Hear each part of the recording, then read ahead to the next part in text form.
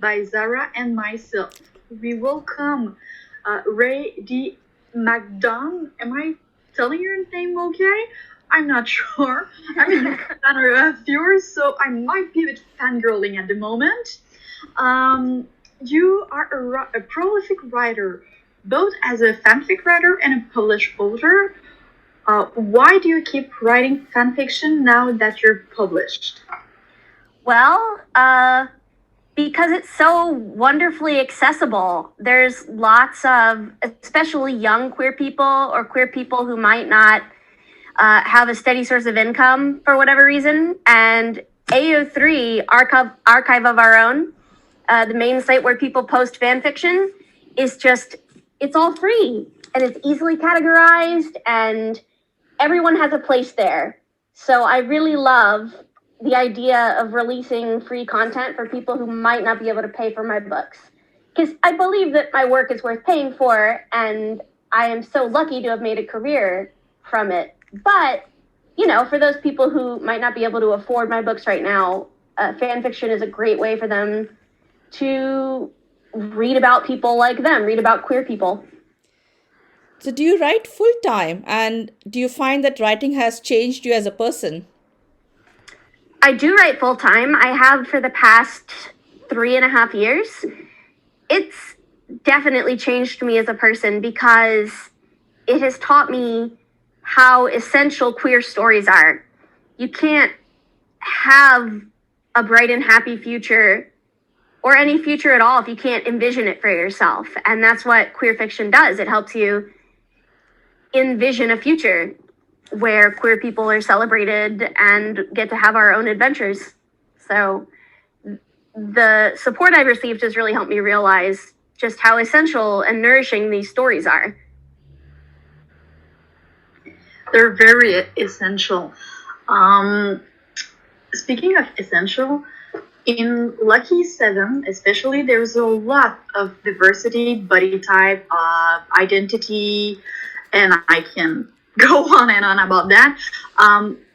It's amazing, and it's one of the things I love the most about Lucky 7. But how did you choose what to represent or not represent? Did you just throw a bunch of diversity in a hat and pick them, or did you want to talk about something in specific? What was your approach for that? Well, some of it was just I wanted to reflect my friend group and the people that I know, because the world is not as white as many white people think, and not as straight or cisgender as many straight and cisgender people think. I wanted to reflect the people I knew and cared about. So that's where it started. And then in terms of very specific labels and identities, some of that had to do with who my friends are, because I knew that you should always make sure that you're asking people who are willing to help you. You shouldn't just expect people from a certain community to give you their expertise. And you should pay them. You should pay your sensitivity readers, even if they're your friends. But, I looked at my friend group and saw, who would be a good resource for this? So I'm not just pulling it out of thin air and making stuff up. What's the feedback been like from your readers? Have you received lots of feedback? Entirely positive. People live in worlds like this. It's a reflection of reality, the whiteness and the straightness and the cisgenderness that we see on TV, and all the skinny people that are 18 or 18 to 29. And if you're any older than that, like, no way. That isn't what the world is like. And I think people are hungry to see stories that reflect reality, even if it's in a fantastical setting like a cyberpunk world or a fantasy world. It makes them feel like they can connect more to that world, however strange or different from our present reality it might be. That part remains the same. And why did you choose a cyberpunk universe to tell your story, which could have been told in many different universes? Well, I do love fantasy, and I love space operas as well. So cyberpunk is not the only setting I like to write in, but at the time I wrote Lucky 7, and even now as I'm finishing up the revisions on Lucky 8, it just felt I felt so angry at the state of the world, you know, with corporations gaining more and more power and climate change and just the pushback against basic human rights for everybody. It makes you angry, but at the same time, you can't lose hope and become such a nihilist that you don't see a path forward. So I wanted to simultaneously highlight issues that made me angry and frustrated, but at the same time, show a glimmer of light at the end of the tunnel. And that glimmer for me in this book and in my life is queer camaraderie. People coming together from all walks of life and celebrating their differences and also what they have in common and just being each other's found family. So I kind of wanted to mix frustration and hope together, and there's no better medium to do that, in my opinion, with than Cyberpunk. Following on from Camille's question, does real life make its way into your books? And do people, interesting people you've met, quirky characters, do they make their way into your book as well? Lots of my fans ask, like, when are you doing a mystery again? Because I've only done one mystery. And they say, I want to be a victim in your next murder mystery novel. And I'm like, well, you might have to wait a little while for that. But definitely some of the themes that I use in my books have come from my life and my friends' lives. I have another series called Fangs, which is about a vampire and a werewolf meeting in a modern day version of New York City where monsters are just part of the everyday community. Like your butcher is a leprechaun, your landlord is a minotaur, and that's just how it is. It's normal. But definitely one of the major themes in that work is non-binary identities. And one of the reasons that I was so eager to write a non-binary character is because of my fans. Lots of them are non-binary, and there's so many different flavors of non-binary that I couldn't possibly represent them all. But a lot of my friends and fans express this hunger for a non-binary character, so that definitely influenced me when I was creating the characters for that universe. Fang is a delight to read, by the way. That one's pretty low angst. Yeah. And also, it's another of your work that where sex or sexual tension is pretty present. Why do you choose to be as descriptive in many of your work for that specific part of relationship? I think sex is a really great and underutilized way to show character development, to advance your plot, and to make the audience empathize with your characters. I think that because society as a whole, especially Western society, has this shame around sex, people are either embarrassed to write it or read it, or they think it's wrong to write it or read it. But I think it's like a treasure trove. It's a gold mine for character interactions, for showing how characters feel about themselves and their bodies and the world and their gender and their sexuality and what is important to them. Because, you know, a character that hops into bed with someone very quickly is going to have a different worldview than someone who needs more of a slow burn. My favorite trope, it's an underutilized trope, I love it, is when two people have sex early on in the story and then later they realize that they're in love. And then they get really embarrassed and awkward because they're like, oh, I thought that this was just sex, but no, I actually am in love with you. It's kind of the opposite of the slow burn trope, and I would love to see more of it because it's so delicious. In Lucky Seven, you've got a couple of very interesting plot twists, right? We're hit with a couple of very interesting plot twists as we read the book. Did that come organically? Did it come naturally? Or did you plan it in advance? Did you know before you were going to write the book that this is what you were going to do? Oh, yeah. The plot twist in the middle especially, and I also switched perspectives from one main character to the other main character at the same time. I knew that going in. That was the point I was writing toward at the beginning and the point I was writing from at the end. Because Lucky Seven is based on some very interesting questions. At least they're interesting to me. And I don't think it'll spoil the book to say what those questions are. Questions like, are you the sum of your memories? Is that what makes you an individual? And what happens if some of those memories are altered or deleted or changed in some way? Are you still the same person, or are you a new individual because your memories are different? So that was the question I started writing about, and that is where several of the plot twists come from, is that starting question. And if anyone wants advice on how to write a compelling book, like if you're an aspiring author or a writer starting out, come up with an interesting question and then come up with a plot from that question. That will serve you well. That's a great tip. Very great tip. Especially for young writer or just in general. What is your approach for first draft? Do you like write it all and then share it to your beta readers, sensitive readers, etc., or do you need input as you go to keep working and writing? That's partially what fan fiction is for. With fan fiction, I can get that immediate feedback, and I'll be honest, immediate praise for some of it, and I get that dopamine rush in my head that is so necessary to keep going. But with novels, no, I write the whole first draft before I send it off to be read and red penned as well. And it works for me. I try to be kind to myself with my first drafts and say, you just need something. You can always fix it later, but you can't fix what isn't written yet. But, it's always a struggle. No matter how many projects you finish, it's always a struggle when you get your first draft back and it has all these red marks on it and you're like, oh no. My strategy for dealing with that is to take a day to sulk about it.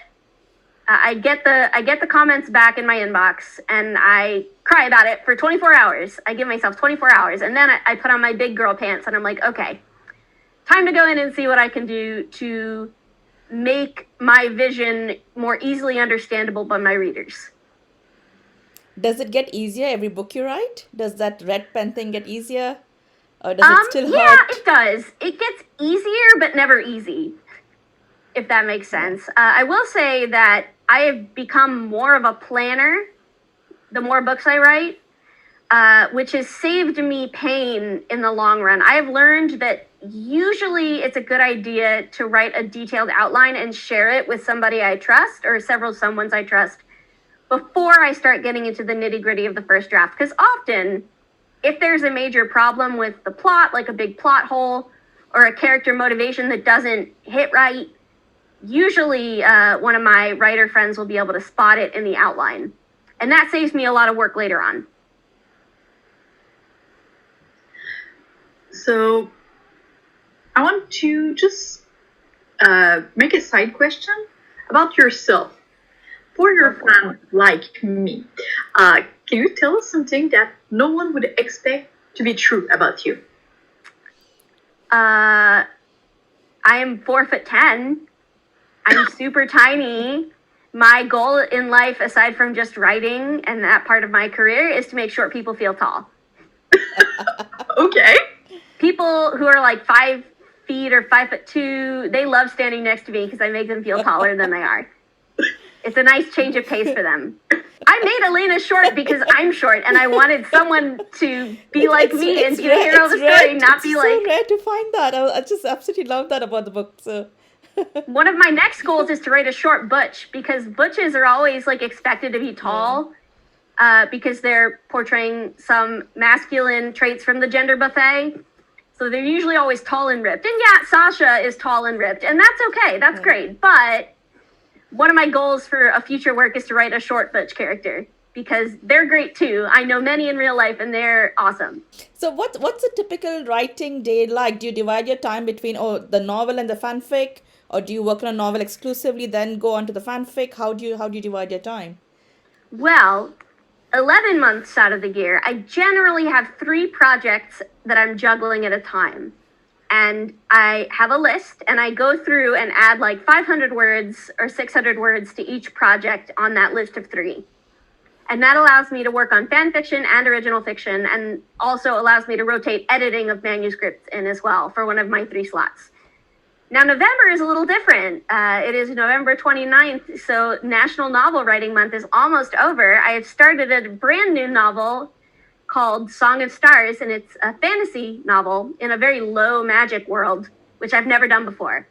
So only one character in the whole novel has magical abilities, and part of the novel is about how her childhood best friend and love interest deals with that jealousy, like why am I not the chosen one? So National Novel Writing Month, you write 1,667 words a day for 30 days, and at the end of it you have 50,000 words of a manuscript, and some parts of it might be a hot mess and some parts of it might be amazing. You won't know till January when you go back and read through what you wrote. But yeah, for November, I just focus on one project, usually an original fiction project. And I'm pleased to announce that I am only 2,000 words from finishing this year's NaNoWriMo, so I'm going to win. Yay! I already bought myself a winner's shirt, so I have to come through tomorrow and write those last 2,000 words. Can you make yourself write? Do you have days when you don't feel like writing? Or can you I take mental health days once in a while. You know, dealing with depression and anxiety means that some days I have to be kind to myself and do something else. But pretty much, yeah, every day. Part of what makes a professional writer different from someone who just does it because they love it, which is also perfectly valid, and still some very talented people are writers but not authors. But I think what really makes a successful author is a daily habit, and being able to write even when you're not inspired, because eventually, you know, your deadline comes up and you need a manuscript. You can always fix something that falls a little flat later and punch it up, but if it's not there, then you don't have a novel. Yeah, that's so true. Well, congrats on November. I won't say the acronym. I can't. NaNoWriMo. Yeah, it's a bit of a mouthful. Yeah. So, knowing you, I suppose, again, there's probably some sex in it. Speaking of it, yeah. Kink. Is there a kink you won't write for any reason? Is there a limit to your exploration in a fiction world? Can I disqualify a gender? That's not really a kink. I don't really have an interest in writing sex between cisgender men. Okay. Just not my area of interest. As for kink, I wrote foot stuff once because someone asked me really, really nicely for months on end. And I felt bad for them. I know that sounds like it would be annoying. But yeah, generally, like, I like kinks that are about dominance and submission. If it's about, like, a rubber chicken, it doesn't connect to the theme of dominance and submission, which is what a lot of my kinks stem from. You can always tie them back to that major theme. So I prefer writing about stuff that circles around that theme. But there always has to be consent, of course. Clearly established consent. And I've completely gone blank on what I wanted. Well, I was talking about foot stuff and rubber chicken. Okay. So if you write, one of the things you'll discover if you write sex scenes and post them on the internet or publish them in your books, people then take that as license to tell you way too much about their own kinks and their own sex life. And there are some boundaries there, you know? Like, just because your favorite author writes a really good sex scene, they don't necessarily want to know what you and your spouse did last week. My comfort writing about sex between fictional characters is way higher because I have control of that situation. But if some random person messages me with intimate details about their sex lives and what they did, you know, I usually don't want... That makes me a little uncomfortable. So maybe think twice. You could at least say, hello, I loved your book first. Would be a good start. Or maybe just keep that story for your friend in a drunken night. Yeah, don't you have friends that you play Cards Against Humanity with or go to the bar with when there's no COVID to threaten you? Like, surely you have people in your life that you could talk to about this besides a stranger on the internet. But I think the sad thing is a lot of people don't, because there's this shame about sex, and if people assume that if you post about it on the internet, then that means that you must be comfortable with it. And I wish that people were more comfortable talking about sex with their friends, as long as it doesn't cross any boundaries with those friends. I think there's Yeah, something well, also about the anonymity of the internet that's a bit freeing for people. So that might make it easier to, write something in an email that you would never say to someone face to face, Oh possibly. gosh, yeah. if you were stuck in a bunker or a desert island and you could only bring one type of divertisement, what would it be? Well, I mean,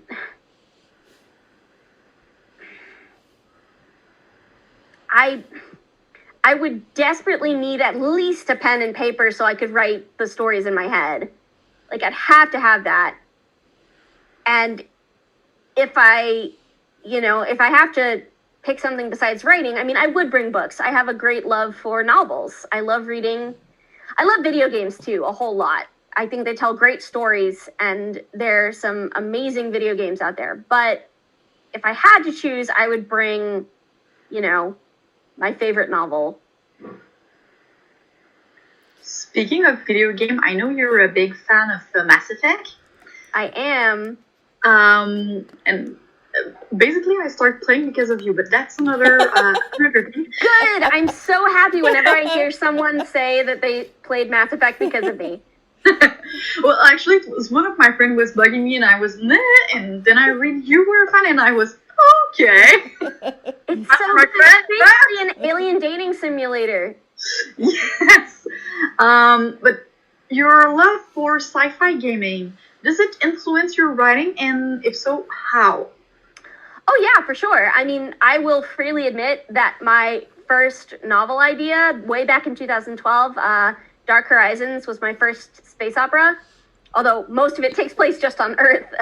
The later two books are in space. Was based on a Mass Effect alternate universe idea I had. I had this idea, what if the Asari had conquered all of the galaxy except Earth? And then I decided, well, this is actually a pretty cool idea, so I'm just going to not write a fanfic. I'm going to write it as a novel and change the species. And I like to think that as the years went on and it became a trilogy, I added my own world building touches and made it my own. But yeah, the initial spark of inspiration, absolutely Mass Effect. I will freely admit that. I wanted to ask, following on from Camille's question, really, if you could take one of the people from Lucky 7 on a dinner date, whom would you choose? I'm going to put you on the spot now. Oh no, that's hard. I don't want to split up. I don't want to split. Can I just take Sasha and Elena both on a dinner date? Aw. And there's a character in Lucky 8 Ooh. that I would definitely take on a dinner date because I think she's adorable. But you'll just have to wait for the book to come out to meet that character. Can we I get I will any- say she's the Yeah. first new character that is introduced in the book. Can we have the name? Her name is Ocho, and that might tell you something about her. Oh, Can we get any other sneak peeks into Lucky 8 that you can give away without spoiling the book? I will say that it definitely asks the question, what kind of community can you build that is self-sustaining and make sure that everyone's basic human needs are met? And how can you build that kind of community when we live in a capitalist hellscape? So it asks questions about what kind of futures can we build for ourselves when we have corporations run amok. And it was really nice to think about that and to come up with some hopeful ideas about it, because I think there's a shortage of hope in the world. I think you can simultaneously be concerned about, all the horrible things going on in the world, but also imagine a better future. I don't think those are mutually exclusive. And Lucky 8 is about those warring impulses and about how they're both important and they have to share space. So in Lucky 7, you have some really intricate fight scenes. You have fight scenes in cyberspace. You have fight scenes in meat space. How did you choreograph those? How did you plan those? Part of making the fight scenes good was putting them in present tense, which was not how the book started. I wrote 30,000 words of that book in past tense. And then I realized I wanted the jacking scenes, jacking as in you plug into the internet with your brain, for people who haven't read it yet. I wanted them to have more immediacy and to feel faster paced and more exhilarating. So I changed it all to present tense. And I mean, I will be honest, normally I prefer third person past tense when I'm reading a novel. But when the author is very good, first person and present tense can be really useful tools if you're trying to convey a certain idea. And in that same vein, I knew that Lucky Seven had to be in first person because I needed to give Sasha, who's the second point of view character, time to explore a lot of conflicted internal feelings, because she has an internal journey in addition to her external journey. And it was such a complicated internal journey that I did not relish the thought of doing that in third person. That would make it seem like the omniscient narrator knew too much about her. So I chose first person present tense, which is something that is a little rarer, but I think it served this novel well, and it was the right choice. When you were writing Lucky Seven, was there a voice that was the most insistent, or the loudest there, always talking to you and telling you which way to take the story? Do you have that happening to you? Yes, for sure. Elena's voice definitely came easier to me because she's a lot like me, I think. She is a short, feminine, fast-talking, go-do-it type of person.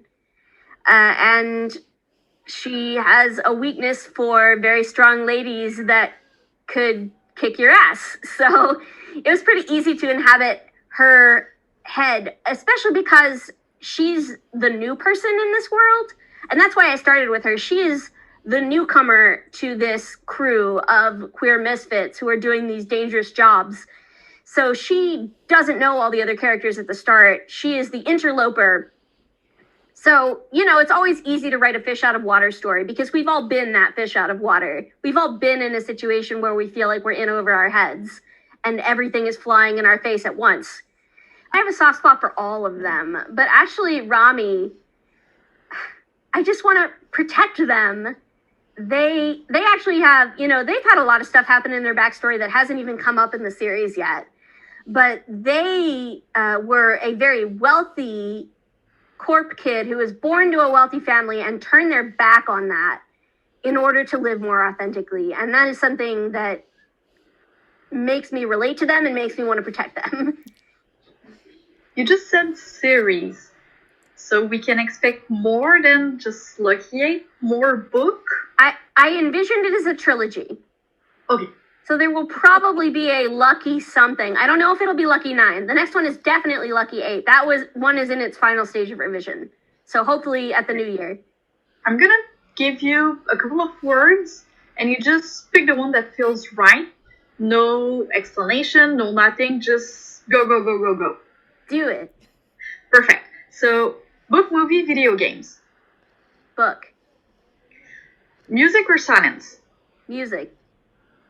Cocktail, mocktail. Cocktail. Day, night. Night. Friends, family, lovers. Lovers. Bar, club, restaurant. Restaurant. I miss going to restaurants. Theater, cinema. Theater. Early bird, night owl. Oh, night owl. Sock, blanket. Blanket. Vanilla, chocolate. Vanilla. Spicy, mild. Spicy. That's Robin. Thank you very much for joining us today, Rae. So do you have any welcome. Parting words for your fans? Any thoughts you want to leave them with? The world needs as many queer stories as it can get, especially right now when we're all so desperate to see ourselves. So if you think you have a queer story inside you, then you should do everything you can to bring it into the world because you never know who might desperately need it. And your voice is super important. You should tell all the stories that are in your brain. I promise you people will care and people will love it. Thank you very much for today. It was really nice to talk to you. Absolutely. Yeah. I'm so honored that you selected me and Lucky Seven for your book club. I'm definitely going to participate in the book club in coming months when it's other authors, I hope. So I'm very excited to see what you pick next.